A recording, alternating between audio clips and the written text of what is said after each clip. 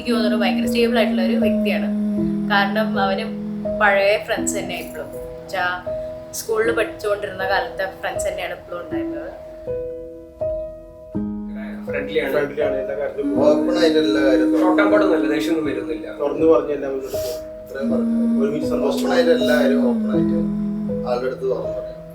Support ചെയ്തു. ഞങ്ങൾ എന്തെങ്കിലും കാര്യം വിളിച്ചാ വിട്ടാ മതി, പ്രത്യേകിച്ചൊന്നും പറയാനില്ലല്ലോ.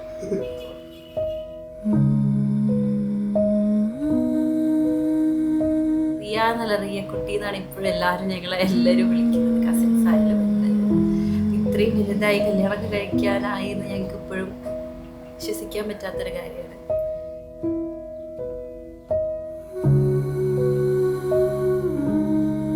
ഞങ്ങള് അങ്ങനെ അടികൂടി ഞങ്ങൾ ഭയങ്കര അടുത്ത സിസ്റ്റർ ആൻഡ് ബ്രദർ ബോണ്ടൊന്നുമില്ല നമുക്ക്. പക്ഷെ അവനെന്തെങ്കിലും പ്രശ്നം ഉണ്ടെങ്കിൽ ഞാൻ ഇടപെടും, എനിക്ക് എന്തെങ്കിലും പ്രശ്നം ഉണ്ടെങ്കിൽ അവനും ഇടപെടുമെന്ന് ഞങ്ങൾക്കറിയാം. ഇപ്പം എല്ലാ വീട്ടിലുള്ള പോലത്തെ നമ്മളെപ്പോഴും മഴക്കോടൊക്കെ ഉണ്ട്, പക്ഷെ അവസാനം നമ്മളെപ്പോഴും ഒന്നാവുമല്ലോ. അങ്ങനെ തന്നെയാണ്. ഒരു മാരേജ് എന്ന് പറഞ്ഞപ്പോൾ റിയ ആണ് വീട്ടിലേക്ക് വരുന്നത് എന്നുള്ളതിൽ എനിക്ക് ഭയങ്കര സന്തോഷമുണ്ട്. കാരണം ഞങ്ങൾക്ക് എല്ലാവർക്കും അറിയുന്ന ഒരാളാണ്. അപ്പോൾ ചേച്ചി എന്ന നിലയിൽ എനിക്ക് ഭയങ്കര സന്തോഷമുണ്ട്.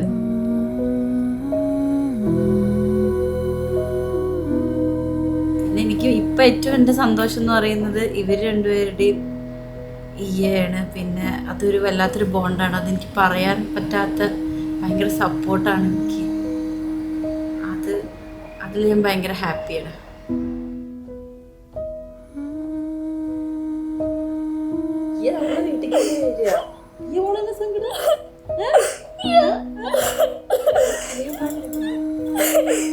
കൊണ്ടാണ് നമുക്ക് പോകുമ്പോ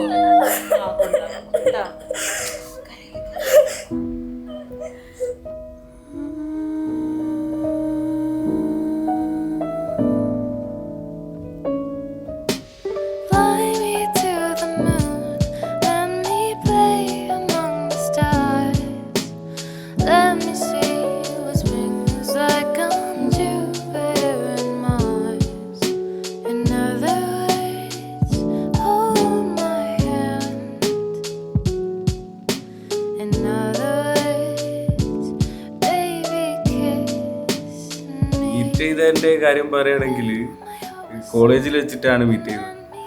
ഞങ്ങൾ ഓൾറെഡി ഒരേ ചേർച്ചാണ്, ഓൾറെഡി അറിയാം ആദ്യം.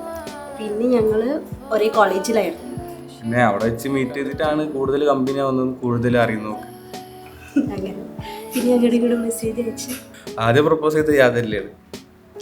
ആള് ഇങ്ങനെയൊക്കെയാണ് പ്രപ്പോസ് ചെയ്തത് ഫസ്റ്റ്.